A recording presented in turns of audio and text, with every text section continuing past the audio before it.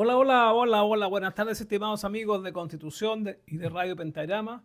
Estamos iniciando el programa económico de la radio que se denomina La Billetera. ¿En qué consiste la billetera? Como toda la semana lo explicamos, en por lo menos aprender un poco, comprender los conceptos de la economía que son distintos a los que comúnmente usamos el común de los mortales. Así que traerlos de arriba para aterrizarlos dentro de nuestra mentecita para poder así tomar mejores decisiones con el dinero que tenemos en el bolsillo, en nuestra billetera. De ahí viene el nombre.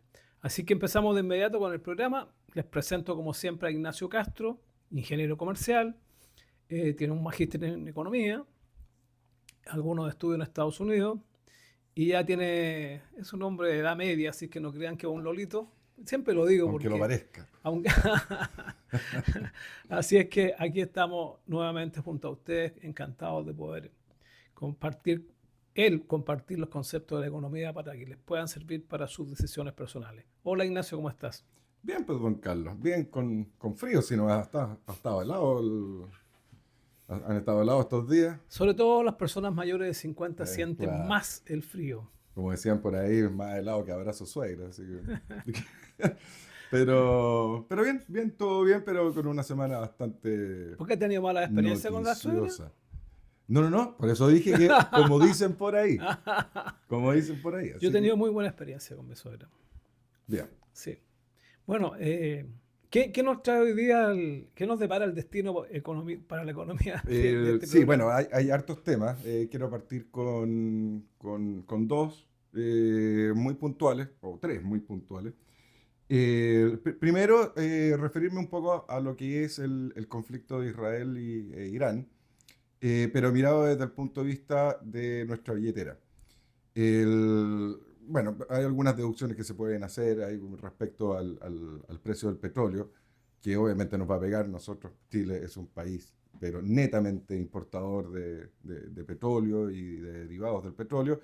Esta semana el petróleo tuvo un alza lo tengo anotado por acá, de nada menos que un 11%.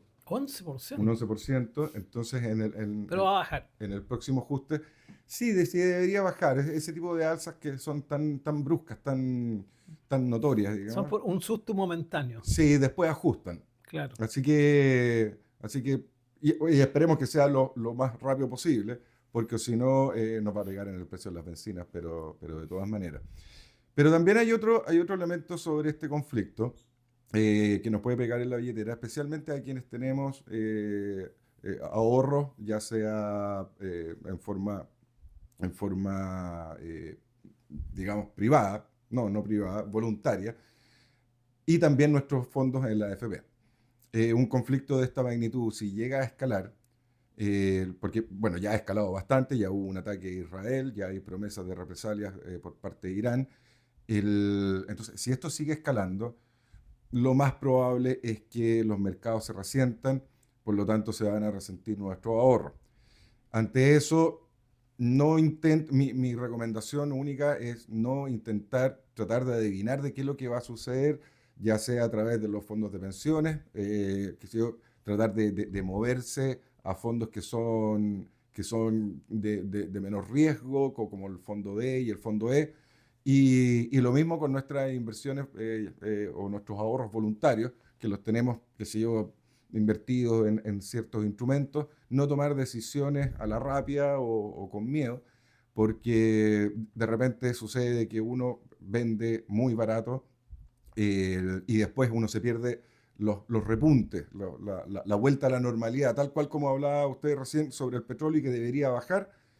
Lo mismo puede pasar. Ahora, no se han resentido mucho los mercados con este tema aún, pero mi consejo es ese, no tratar de innovar, especialmente con el tema de los fondos de pensiones. Los fondos de pensiones son ahorros que son de largo plazo, muy, muy largo plazo. Tratar existe el concepto de ganarle al mercado, tratando de adivinar de que algo va a subir o a bajar. eh, Recomiendo que no lo hagan. Oye, y respecto de esta guerra, Irán, Israel, Yemen, Palestina, Irak, etcétera, etcétera, yo desde que tengo memoria noticiosa, digamos, por lo menos de los años 60, nunca ha habido paz en el Oriente Medio. No. Nunca ha habido paz en el Oriente Medio. Ahora me da la impresión, me da la impresión de que se ha exacerbado el susto a esta guerra por un par de razones. Algunos de estos países tienen bombas nucleares. Sí, pues, armamento nuclear. Y además de eso, creo que los medios han exacerbado un poco la cuestión, ¿eh? Porque guerra ha habido permanentemente en el Oriente Medio. Nunca ha habido espacios de paz. No, nunca, jamás. Ahora está de moda Hamas, ayer estuvo de moda Al Qaeda, anteayer estuvo de moda el ISIS, provocando conflictos en el Oriente Medio y también para el resto del mundo, como todos sabemos. Y nunca, antes tuvieron los famosos, ¿cómo le llamaban? Que se popularizó la gente, le decían a todos, le decían no seas Talibán. talibán. Bueno, esta cuestión es un cuento de nunca acabar y sabemos que nunca va a acabar. Ojalá que no termine arrastrando al resto del mundo, por supuesto, porque es una guerra que la han tratado de disfrazar como religiosa, siendo que no lo es. Entonces hay que tomarla en la justa medida. Sí, sí, bueno, esperemos de que efectivamente esto no siga escalando, tal cual como usted dice, es una región que ha estado en permanente conflicto. De hecho, Arabia Saudita le compró a Estados Unidos 150.000 millones de dólares en armamento. Entonces, estamos hablando de algo serio que de hecho que sucedan ese tipo de cosas son positivas, porque cuando la balanza se carga demasiado hacia un lado, claro, un país como Irán, que no se sabe si es que tiene armamento nuclear, pero si lo llegara a tener, vaya que es difícil apretar ese botón, porque la respuesta de todo Occidente sería brutal. Entonces, bueno, pero yo lo quería enfocar un poco desde el lado de nuestra billetera, en donde esto nos puede pegar tanto por el lado del gasto, como también por el lado de nuestros ahorros, a nuestros humildes y esforzados ahorros. ¿Sí? Bueno, Así que, todos sabemos lo que pasa cuando sube o baja el petróleo, que nos afecta a todos. sí, pues y el problema del precio del petróleo, de hecho cuando se hacen las estimaciones o sea, no las estimaciones, cuando se calculan el IPC, la inflación, se calcula de dos maneras. Una es con toda la canasta que en este momento está determinada para hacer los cálculos, y la otra es sacando dos elementos, que son que como que ensucian el dato fotográfico, digamos, de la inflación. Y esos dos elementos son eh, todo lo que es alimentos y todo lo que es energía. ¿Por qué los alimentos? Porque son muy estacionarios.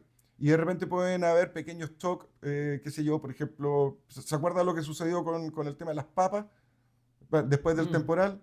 Donde el ministro de Agricultura acusó de colusión a los productores de papas, siendo que son como 3.200.000 personas que producen papas en este país, y el ministro de Agricultura diciendo que estaban todos coludidos. Y claro, fue un shock en donde había poca papa, producto de los temporales, y eso viene a ensuciar lo que es el indicador de inflación o nuestro índice de precio al consumidor que tenemos aquí en Chile y que se calcula prácticamente de la misma forma en todas partes del mundo. Entonces los alimentos se retiran y para este otro índice, que es el famoso índice subyacente, y los precios de la energía también. El problema que tiene es que los precios de la energía empiezan como a incorporarse en los demás precios. ¿Por qué? Porque si sube, si hay, por ejemplo, variaciones en el precio del petróleo, por supuesto eso le afecta a los precios del transporte, a los precios de la energía eléctrica. Y todo ese tipo de elementos son fundamentales para las cadenas de distribución, para las cadenas de producción, y por lo tanto le empieza a afectar a todos los demás bienes. ¿Mm? Así que es un elemento delicado nuestra fuerte dependencia al petróleo. Sí, sí es un... Ahora, mucho no tenemos que alegar porque el cobre este año ha andado en precios eh, Bastante bueno. muy, muy, muy buenos, lo que nos mejora nuestros términos de intercambio. Así que mucho en ese sentido no tenemos que alegar. Ha entrado demasiada plata al país extra por esos precios. De esto, ¿Y lo estarán usando para pagar la deuda de Codelco o no? no, todo lo contrario. Ah, no te Todo puedo lo creer. contrario. De esto, el cobre en el año ha subido de precio un 20%. Chuta, qué Entonces, bueno. claro, eso es mucha plata Pero mal extra que usado entra no tiene nada de bueno.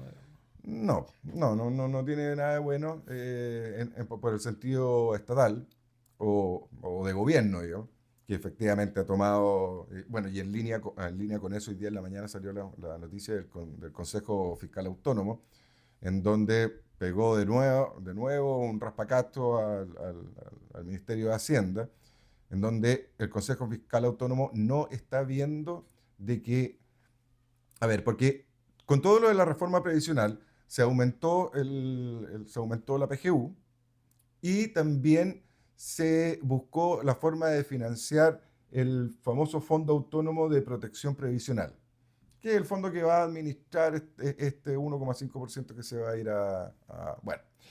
Y resulta de que todo ese financiamiento, la base de todo ese financiamiento viene por la famosa ley del cumplimiento tributario, que la hemos conversado acá y de hecho hicimos un programa especial respecto a un tema en particular, pero resulta que la ley de cumplimiento tributario no está entregando los resultados y se ve de que no lo va a hacer tampoco. Por lo tanto, todo el financiamiento de la reforma previsional está bastante delicado, ese tema. Entonces, ¿de dónde el gobierno, el próximo gobierno y los próximos gobiernos, de dónde van a sacar los recursos para poder pagar, para poder financiar toda esta reforma? No va a estar esa plata y adivine de dónde va a salir. Nueva deuda. Nueva deuda. Nueva deuda y vamos aumentando. Así que dos temas que son un poco delicados. Vamos aumentando la deuda. Sí, pues bueno, de hecho en el programa pasado explicamos y revisamos que durante este gobierno la deuda ha aumentado un escalofriante 5%, siendo que el presidente en su cuenta pública anunció de que tomamos la decisión de, ¿se acuerda un poco de eso? De disminuir un 13%, siendo que eso venía desde el presupuesto que se elaboró en el 2021 y se ejecutó el 2022, y ese presupuesto fue elaborado por el gobierno Piñera y que es donde básicamente se retiraron los aportes o la ayuda del famoso IFE universal que permitió al gobierno efectivamente disminuir sus gastos en un 13%. Así que bueno, ahí las cosas están bastante delicadas. El próximo gobierno va a tener varios problemas de la famosa billetera fiscal. Y todos esos problemas, adivine quién es el que sufre con todo esto finalmente. Si somos todos nosotros, somos todos los ciudadanos. Después van a tener que empezar a hacer recortes de un montón de cosas y de ayudas que se hicieron sin financiamiento. Y se van a tener que recortar, lamentablemente, y va a sufrir la economía completa porque el aumento de la deuda ya no tiene cabida aquí en Chile. Está muy alto. Oiga, pero cambiando un poco de tema, hubo algo que leí que me llamó mucho la atención. Y todo esto lo quiero unir con las declaraciones de Óscar Landerrete. Ah, sí, claro. Que las declaraciones de Óscar Landerrete, un economista militante del Partido Socialista, se mandó unas declaraciones esta semana en donde, acusando al Frente Amplio, dijo, si hay un gobierno de derecha, por favor no traten de derribarlo. Así de crudo fue. Y no contento con eso, dijo, el Frente Amplio siempre que no intente convertir al país en un maldito infierno. Esas fueron las declaraciones de Landerrete. Las quiero unir con algo que pasó hoy día en la mañana, en donde un grupo de overoles blancos quemaron un bus de Red allá en Santiago, el ex Transantiago, una micro quemaron. Y además amenazaron al rector de Limba con una molotov. O sea, ya se están viendo estos movimientos Hace, que, hace varios días ya. se- O sea, que hace como un par de meses, diría yo. que, bueno, claramente por detrás hay alguien que maneja los hilos de toda esta insurrección, todos estos desórdenes que sucede. Acuérdate que el colegio de profesores empezó hace poco nuevamente con huelgas. Eh, Huelgas que sí, sí, claro, si tú te fijas en las peticiones, no tienen solución. No tienen solución, así que si tú le buscas la quinta pata al gato, siempre vas a tener un motivo para irte a huelga. absolutamente, Una falta sí, de consideración con el país tremenda. es tremendo, sí, es tremendo. Ahora, todo esto lo quiero unir con algo que sucedió ayer en una declaración pública que hizo el sheriff del condado de Brevard de Florida. El condado de Brevard, yo no lo conocía, no ubicaba dónde estaba, pero está pegadito a Orlando, como para ubicarse ahí en el estado de Florida. Está pegadito, es prácticamente todo costa hacia el Atlántico. De hecho está el Kennedy Space Center ahí. El, y este sheriff, que se llama Wayne Ivey, hizo una declaración. ¿A raíz de qué hizo la declaración?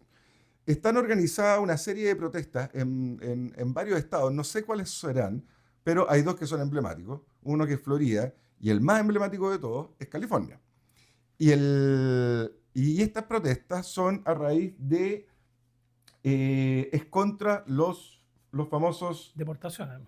claro, las deportaciones, pero en contra del personal de la Immigration and Custom Enforcement, que es el personal de Servicio de Inmigración y Control de Aduana. Contra ellos es. El ICE. Los ICE, que me llamó mucho la atención porque mis iniciales son ICE.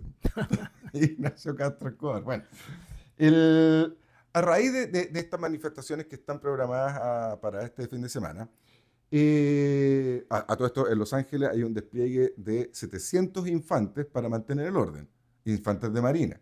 Aquí estamos hablando de pesos pesados, porque les dan la autoridad. Si nosotros, no sé, nuestros carabineros son ordenados, tienen disciplina, tienen rigurosidad. Pero claro, pues si les cortan las manos y les ponen, qué sé yo, Bueno, pistolas en de Estados juguete. Unidos ocurrió que el gobernador de California había presentado ante la Corte Suprema una petición de que no se estaba cumpliendo la ley porque el gobierno no tenía atribuciones para llamar a la fuerza militar. Y la Corte Suprema le dijo, no, está equivocado. Sí, perfecto. Ayer falló y le dijo, no, usted está equivocado. Ya, se acabó. Era Así que un pataleo más. Así que este sheriff salió en una declaración pública junto no me acuerdo qué tipo de autoridad, pero ya era a nivel estatal. O sea, las declaraciones de este sheriff, que es de un condado, estarían aplicando para todo el estado aplicando en concepto, no como ley ni nada por el estilo, sino que el concepto. Y él dijo que las protestas, por supuesto que la policía iba a resguardar que las protestas son un derecho ciudadano y por lo tanto la policía estaba ahí para resguardar que efectivamente se hicieran y resguardar a los mismos manifestantes para que esas protestas se realicen en paz. El problema, dijo, es que si no se realizan en paz, ya iban a chocar con nosotros. Y empezó a hablar y de esto me llamó mucho la atención porque hablaba de cosas, hablaba, por ejemplo, ¿se acuerda de esa genialidad que tuvieron para la insurrección aquí en Chile, en donde el que no baila no pasa? Sí. Bueno, allá hacían exactamente lo mismo. No con el tema de bailar, pero sí bloquear a los autos y no permitir su paso. Bueno, el sheriff dijo, si alguien hace eso, lamentablemente los automovilistas tienen todo el derecho de atropellarlos y más encima atropellados nosotros los vamos a tomar y los vamos a meter presos. Y así empezó con una larga especificación y finalmente entró con esto. Quienes lancen objetos peligrosos como ladrillos o piedras o bombas incendiarias, ¿les suena conocido eso? Ujú. Le notificaremos a sus familias dónde recoger sus restos, porque los vamos a matar. Así de claro, así de directo, y además y dijo, le estamos advirtiendo, las manifestaciones en paz van a ser resguardadas por la policía, pero si esto se transforma en violencia, tengan cuidado porque nosotros vamos a actuar. Oye, Casi me puse a llorar con me ha llamado atención a mí ¿cómo te podría decir? La forma en que están haciendo las protestas. No son tan numerosas como se cree, pero la forma como las hacen es un libreto calcado al que se hizo en Chile. Es un libreto Es calcado impresionante, al que ¿eh? se hizo en Perú, Mm. en Colombia, En Ecuador en Ecuador, en todos esos, y en Argentina no fueron capaces, no fueron porque capaces. justo había llegado Milei, digamos, y la policía de Frentón no les permitió pasar más allá. Eh, Me llama mucho la atención que sea un libreto calcado en todos los países. Yo estoy muy cierto y estoy muy seguro que en Estados Unidos van a terminar mal. O sea, el gobierno de Estados Unidos va a salir airoso de todo esto y los que van a terminar mal son las personas que están interviniendo en esto. Ya hay investigaciones, ya se está sabiendo quiénes son los cerebros y toda la cuestión. Internacionales también algunos. Pero hay una gran diferencia entre lo que pasó en Chile y lo que está pasando en Estados Unidos. Todos los que tiran bombas Molotov, los que incendian, los que tiran piedras, están detenidos. Fueron detenidos. Eso no ocurrió en Chile. No, aquí En están fin, indultados. no, pero no, claro, pero no ocurrió en forma masiva. Allá los que quemaron algún carro, los que atacaron a alguna persona, esos tipos están detenidos. ¿Mm? Los que le faltaron el respeto a la policía están detenidos. O sea, Incluso fue tanto la lecera que hasta el presidente Trump dijo: el que escupe a un policía se lleva las penas al infierno, digamos. ¿Ah? de hecho, este sheriff lo mencionó, ¿eh? ¿Lo mencionó también? Lo mencionó. Ya, eso ellos no lo están soportando. Esto. Y ustedes comprenderán que la mayoría de las personas detenidas son mexicanos, son sudamericanos. O sea, centroamericanos para acá. Sí, claro. Esa es la mayoría de las personas. Sí, claro. Y ya se sabe que los grupos más violentos se van cambiando de un estado a otro. Bueno, sí, de hecho, allá en Estados Unidos es conocido de que por el lado de California, la concentración es, por supuesto, mexicana. Claro. Y ahí los problemas son mucho mayores que por el lado de Florida, que la concentración es cubana, es más centroamericana. No, mexicanos no, pero los mexicanos tienen California ahí al lado.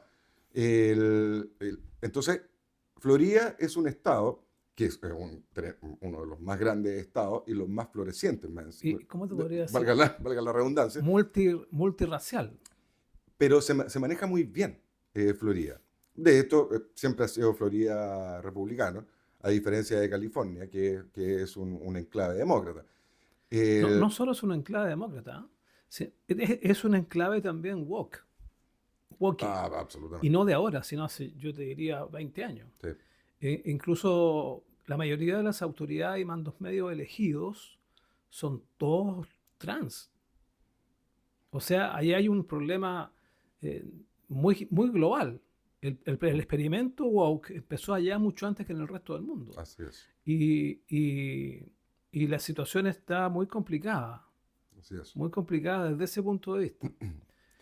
Ahora, ¿por Solo qué? que la fuerza del gobierno y la fuerza del Estado norteamericano, la fuerza y como aplican el imperio de la ley es muy distinto a cómo se aplica en América del Sur, digamos. Ellos lo aplican. Sí, sí, así es. Y El, esa barrera no la van a superar los insurrectos, no te quepa ninguna duda. quise traer esto porque el impacto que tiene en nuestra billetera, todos estos Claro, movimientos insurreccionales, es muy, muy grande. claro. En el programa, no sé si fue en el anterior o antes, hicimos una evaluación y una estimación de las pérdidas que tuvo el país producto de la insurrección de octubre de 2019.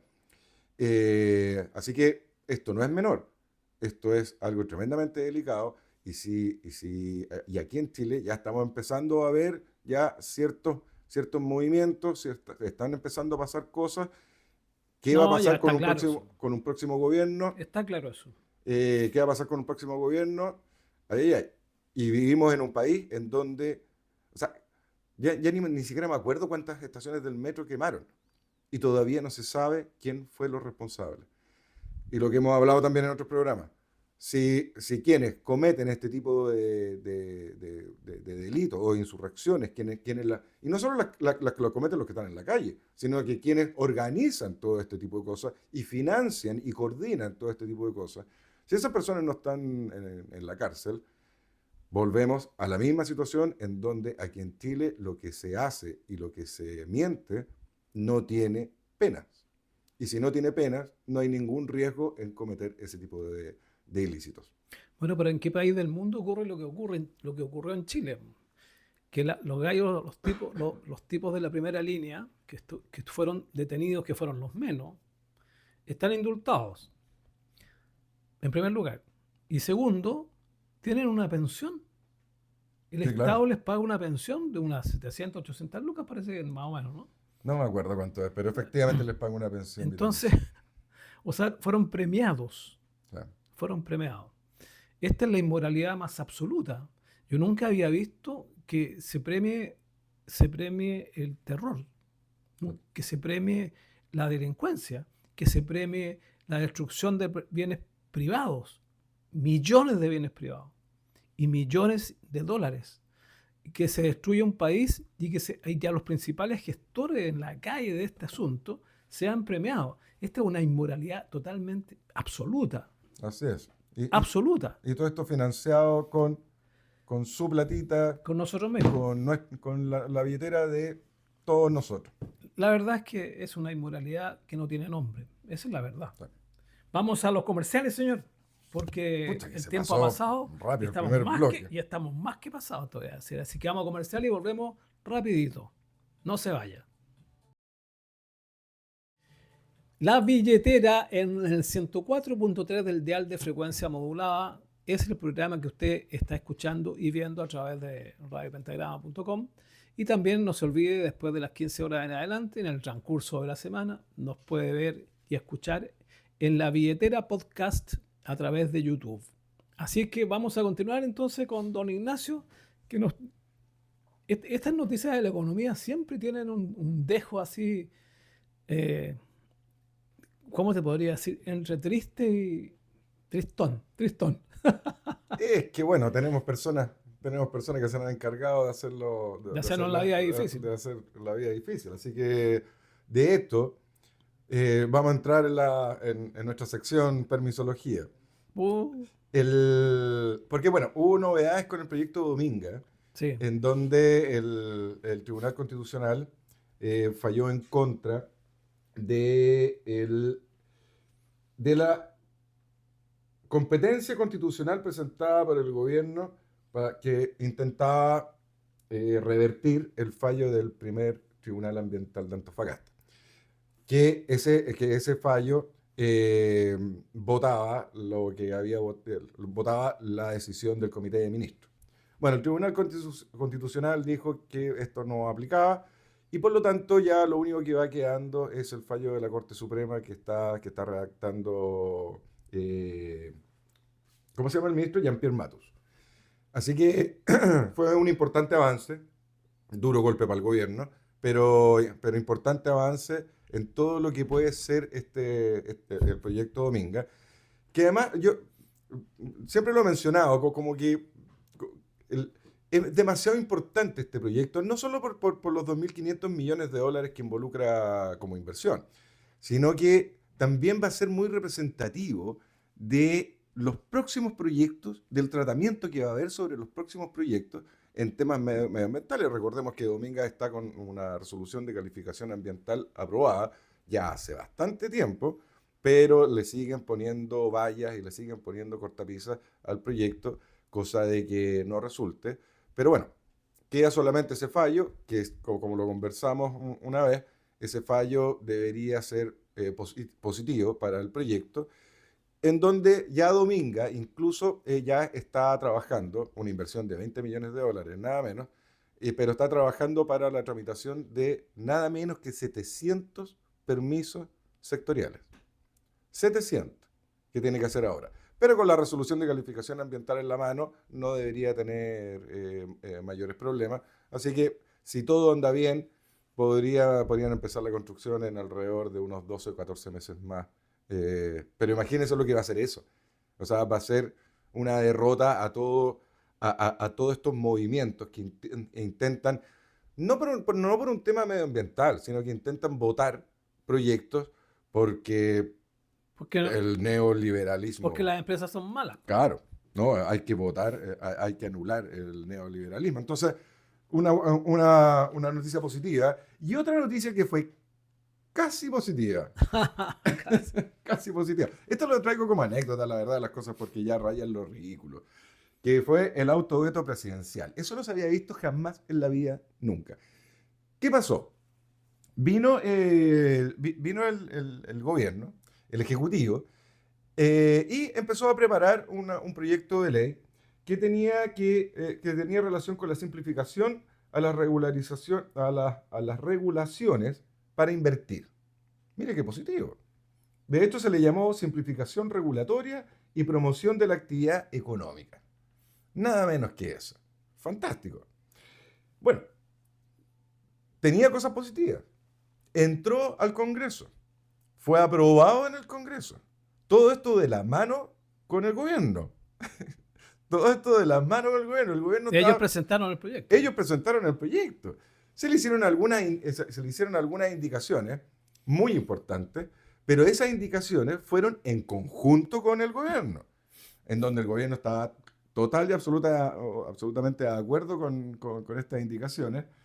Y bueno, el Congreso lo aprobó y estaba listo para ser promulgada como ley, pero vino el presidente Boric y dijo, no, no, no, no, mejor que no. No, Lo vamos no, a lo no, vetó. nos equivocamos, nos equivocamos. Y claro, y vetó su propio proyecto. Como le digo, eso no se había visto jamás en la vida, nunca, de la historia republicana chilena, que, que un gobierno presente un proyecto de ley al Congreso. Lo peleé. El Congreso se lo aprueba y después el mismo gobierno lo veta. ¿Por qué lo vetó? Fueron dos aspectos. El, todo lo que estamos hablando, en particular apunta a las normas de alteración de humedales y derechos de agua. ¿De acuerdo? En donde se incorporó una disposición que restringe la aplicabilidad de la inviabilidad, perdonen por lo que quise traer textual, de la inviabilidad de obras en humedales en una serie de materias. ¿Qué es lo que sucede ahí? Esta cuestión se estaba escapando tal cual como hemos visto que se escapa. De esto, a ver si alcanzamos a hablar del tema de los hospitales, que está bastante delicado, incluyendo el Hospital de Constitución. Pero los humedales, en el fondo, son sectores donde hay agua. No es más que eso. Y claro, como hay agua, hay una biodiversidad, que pueden haber mosquitos, pueden haber, qué sé yo, lo típico que hay. Pero esos humedales de repente se forman y de repente... Aves, peces, aves no tanto, ¿ah? plantas. Peces menos. Si estamos hablando Sí, de sectores que se inundan. son cosas menores. Entonces, ya todo este tema de la violencia ecológica que existe para poder votar proyectos, efectivamente estaba considerando un humedal, un charco que se armaba porque llovía de repente y nada más. Entonces, a eso es lo que apunta, que restringe la aplicabilidad de la inviabilidad de obras en humedales en una serie de materias. ¿Mm? Y lo otro tiene que ver con el Código de Agua, donde la nueva normativa aumentaba las facultades de la Dirección de Agua. En estricto rigor, la normativa anterior obligaba a la Dirección de Aguas a negar un permiso. Ahora, con las indicaciones que se le agregaron de la mano con el Ejecutivo, facultaba a la Dirección de Aguas, mire qué lógico, facultaba a la Dirección de Aguas para aprobar o negar alguna obra en particular. Bueno, esas fueron las dos cosas que después al gobierno, siendo que las puso ellos mismos, después no le gustó, así que vino el presidente, lo vetó. Los vetos se votan en el Congreso, pero se necesita 2/3 para poder eliminar un veto presidencial.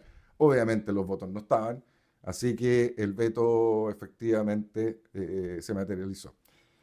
Así que bueno, ¿Qué es lo que sucedió? Claramente acá el gobierno quiso hacer alguna jugada. Tiene que haber venido personas de, qué sé yo, del Frente Amplio, del Partido Comunista, de movimientos ecologistas, pusieron presión, De ambientalista, fundamentalista, ambientalistas fundamentalistas, pusieron presión para el gobierno que y lo obligaron a... que son movimientos o personas extremas dentro de una corriente de pensamiento político, pero son extremistas. Así es.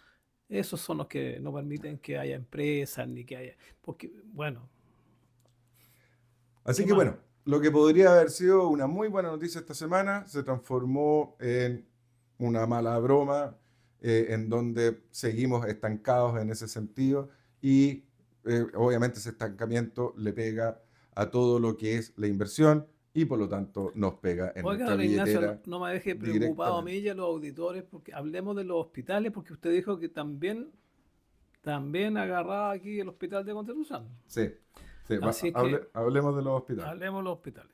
Oiga, otra noticia que salió, esto es como ya Álvaro Sala, ¿eh? ¿Se acuerda cuando daba las noticias Álvaro Sala? Entonces, el Compin reveló que entre el 2022 y el 2024, 1.470 prestadores, es decir, médicos o matrones, que son los que pueden emitir licencias médicas, emitieron 30.870 licencias médicas cuando ellos mismos tenían una. Ellos mismos estaban en reposo y emitieron 31, Y casi 31.000 licencias médicas, estando ellos con licencia. estando ellos con licencia. Así que, pero bueno, esa es una noticia ya. Bueno, eso te demuestra lo que decíamos recién, la inmoralidad del país, po. Sí, sí, no, sí, sí. No, no sé, por eso que dije esto ya parece ya noticias de Álvaro Salas, porque ya no se puede creer. O sea, que Fíjate que el por mismo eso gobierno vete sus propios proyectos.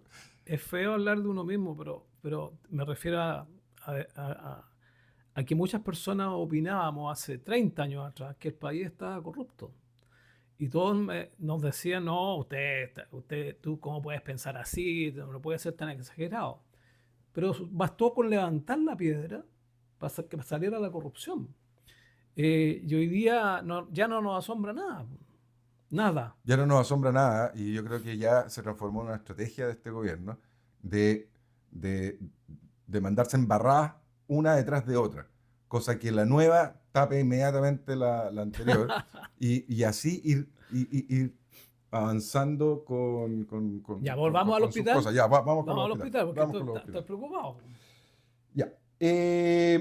A ver, la deficiencia hospitalaria que en Chile no es ninguna novedad, la tenemos, y de hecho aquí traje algunos datos como para dar contexto.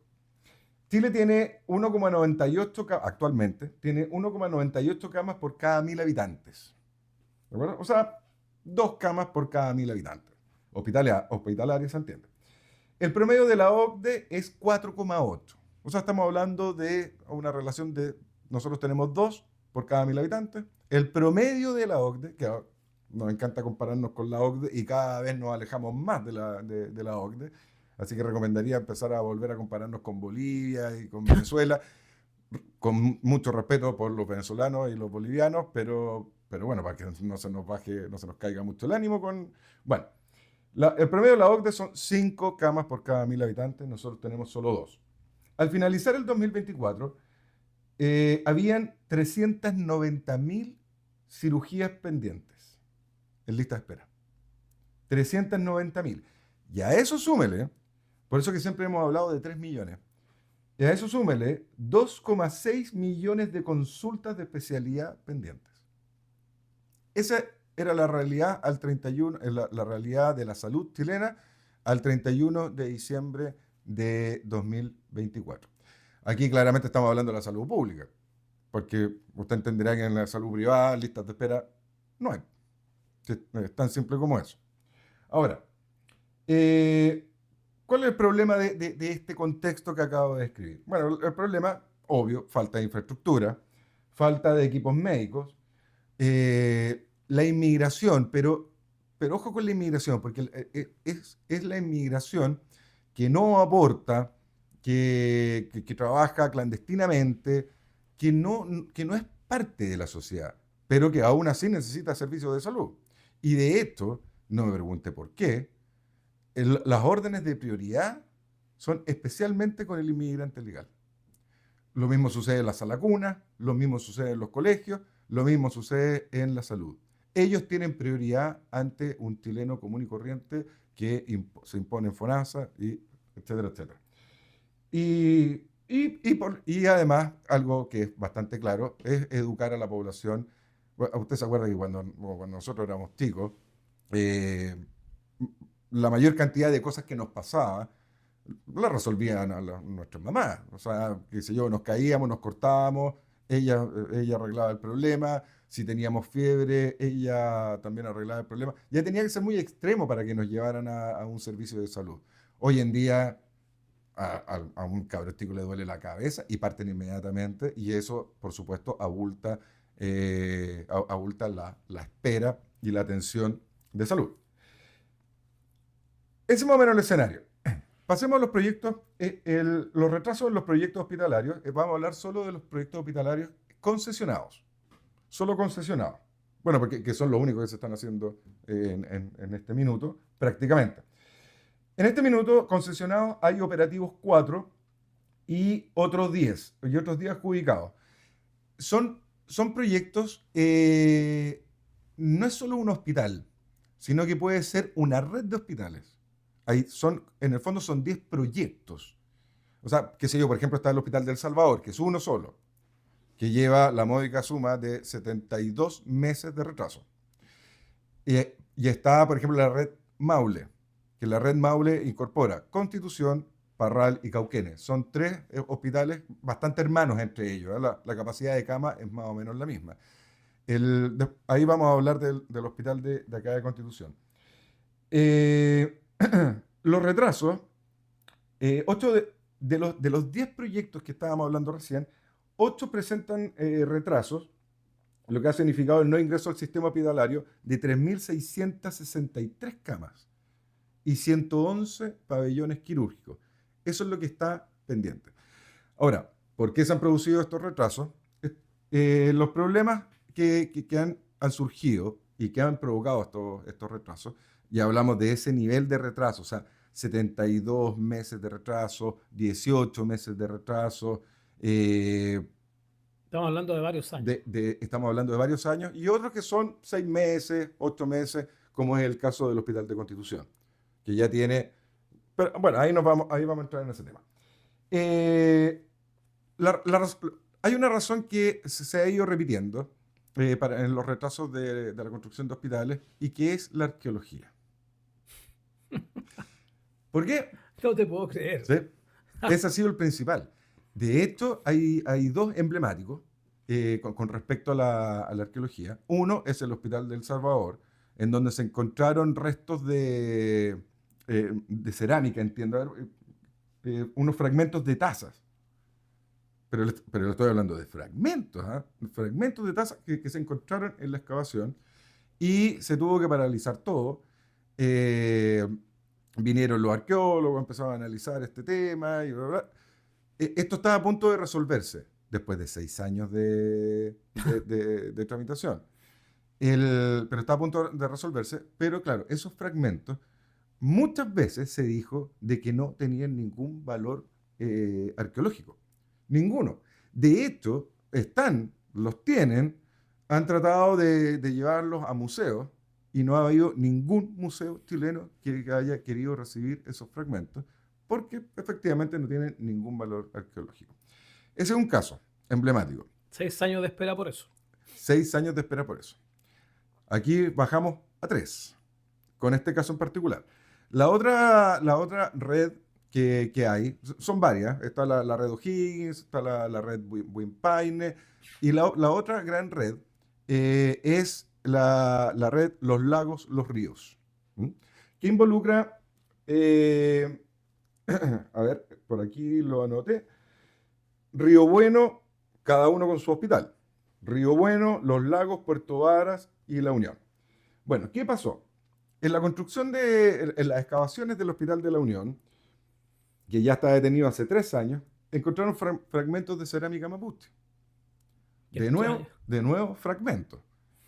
Donde fragmentos que los arqueólogos, los entendidos en esa materia, se aburren de decir que no tienen validez arqueológica.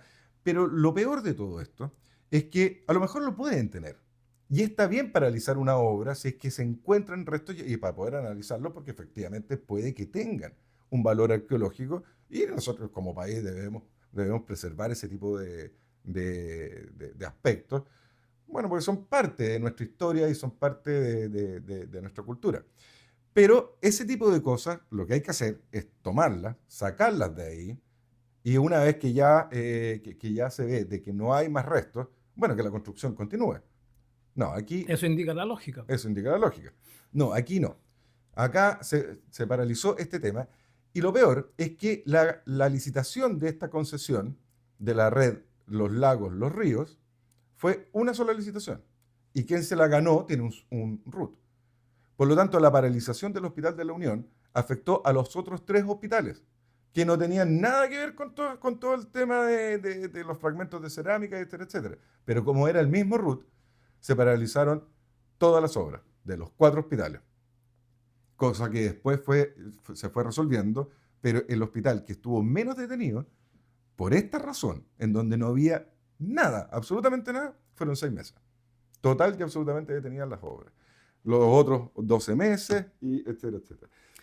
Somos un país que da pena, penoso, Es muy complejo. penoso. Y espere, y esto no es todo, ¿ah?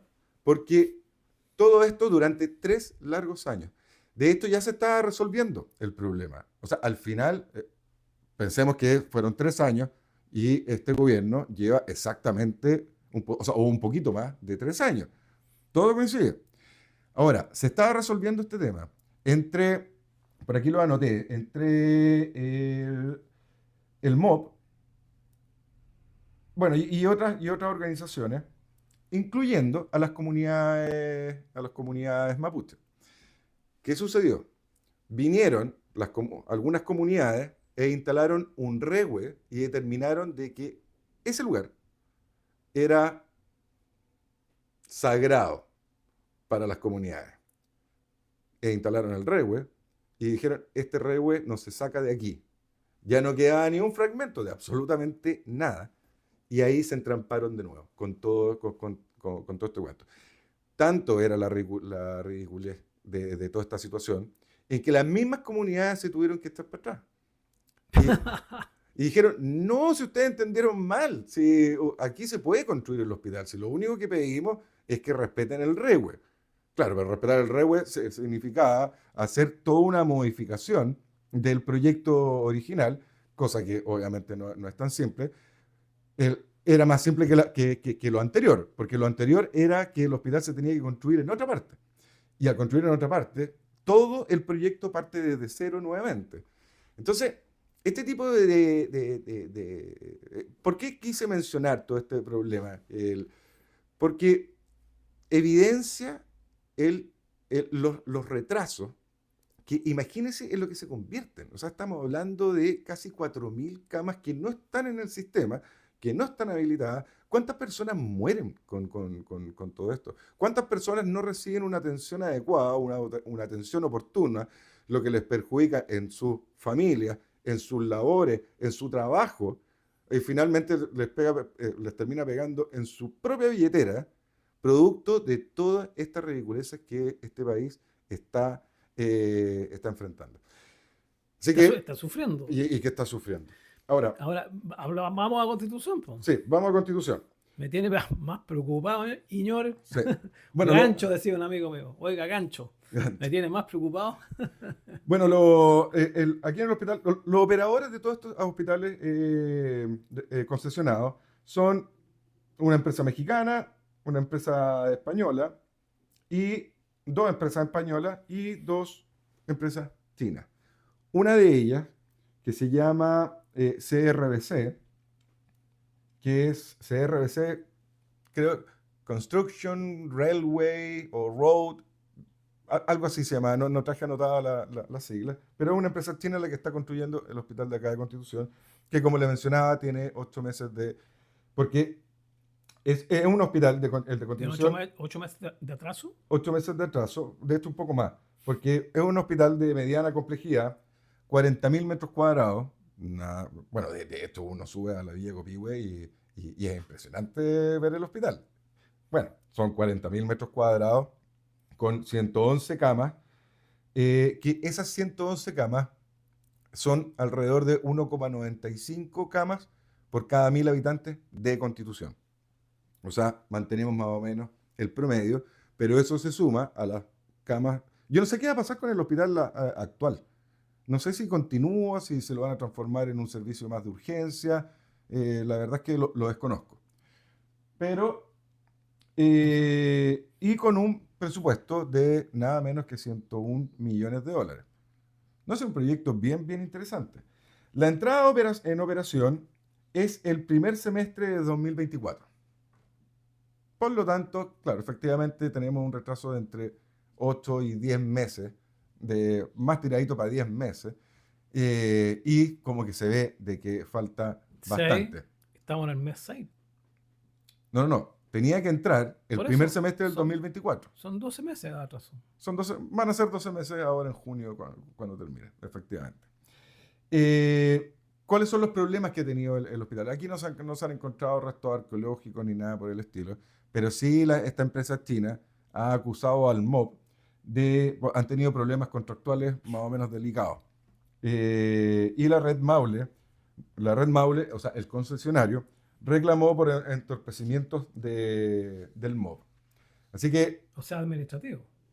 sí, aspectos contractuales, que no han estado de acuerdo y mientras no están de acuerdo, las obras se tienen que paralizar.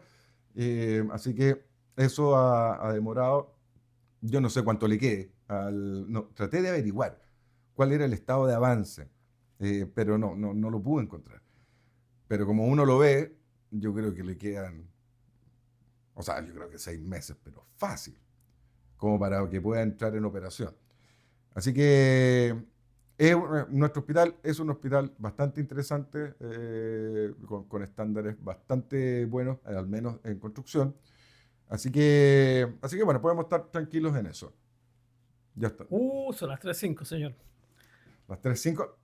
Así que bueno, eso con respecto a los hospitales, pero recalcar que todas estas demoras, producto de la permisología, o también, si son contractuales, producto de la ineficiencia de los aparatos públicos para poder resolver problemas. Aquí estamos hablando de hospitales, no estamos hablando de la construcción de un canal, aunque también son cosas importantes, pero hay que ponerle un poco más de diligencia a este cuento.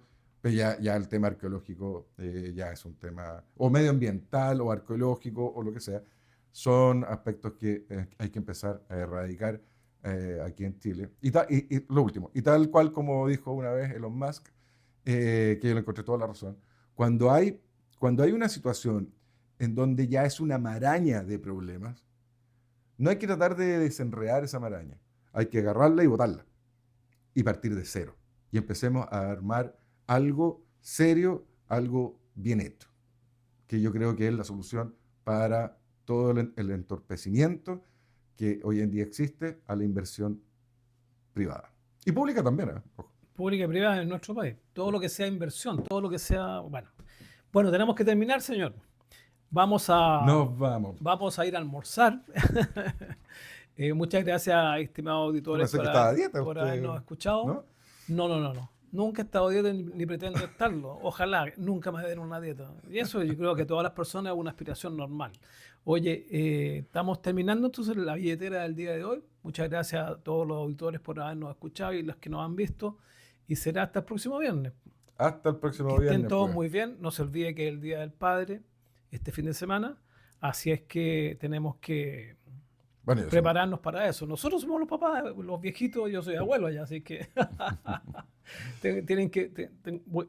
Aviso, los abuelos esperamos regalos de los nietos y de los hijos. ¿es dupleta? Sí. Esperamos. Ya, bueno. Que estén todos muy bien y será hasta la próxima semana. Hasta la próxima Chao, semana. Ignacio.